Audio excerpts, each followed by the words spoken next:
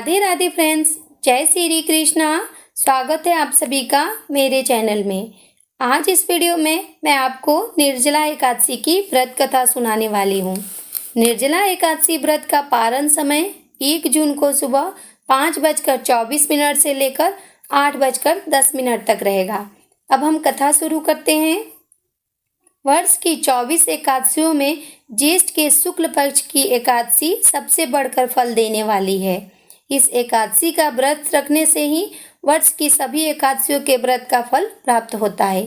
इस एकादशी में एकादशी के सूर्योदय से द्वादशी के सूर्योदय तक जल भी न ग्रहण करने का विधान होने के कारण इसे निर्जला एकादशी कहते हैं।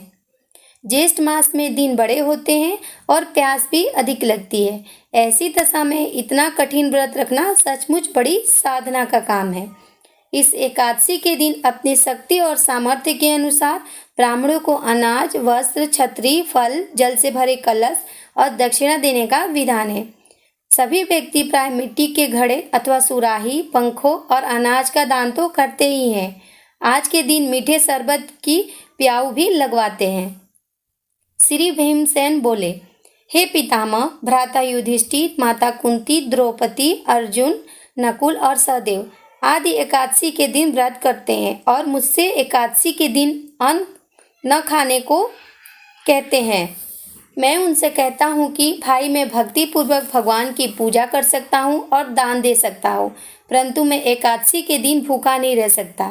इस पर व्यास जी बोले, हे भीमसेन, यदि तुम नर्क को बुरा और स्वर्ग को अच्छा समझते हो तो प्रत्येक मास की दोनों एकादशियों को अन्न न खाया करो। इस पर भीमसेन बोले, हे पितामह, आपसे प्रार्थना कर चुका हूँ कि मैं एक दिन एक समय भी भोजन किए बिना नहीं रह सकता।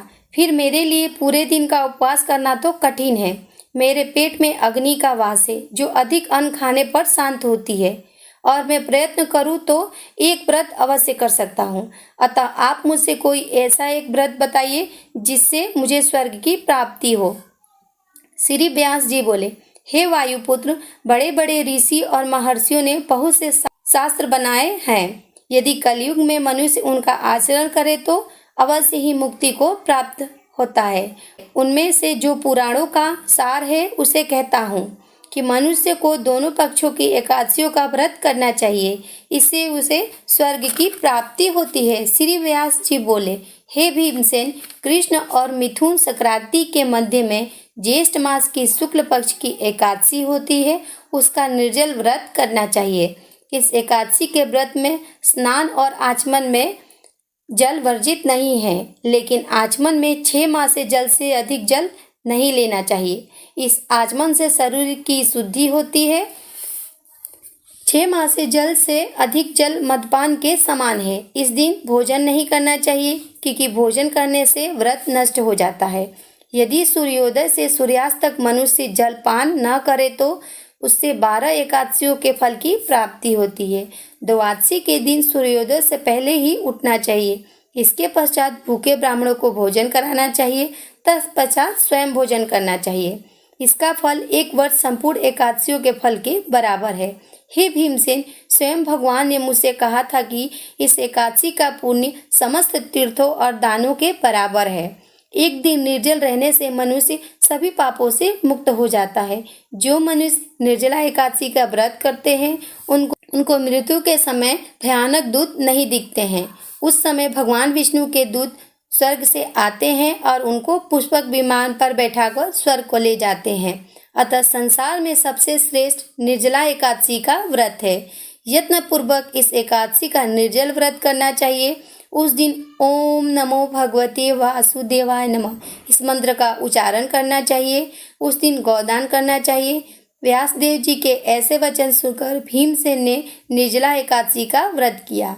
इस एकादशी को भीमसेन या पांडव एकादशी भी कहते हैं। निर्जल व्रत करने से पहले भगवान की पूजा करनी चाहिए और उनसे विनय करनी चाहिए कि हे भगवान, आज मैं निर्जला एकादशी का व्रत करती हूँ या करता हूँ। इसके दूसरे दिन भोजन ग्रहण करूँगी। मैं इस व्रत को श्रद्धापूर्वक करती हूँ। उससे मेरे सब पाप नष्ट हो जाए।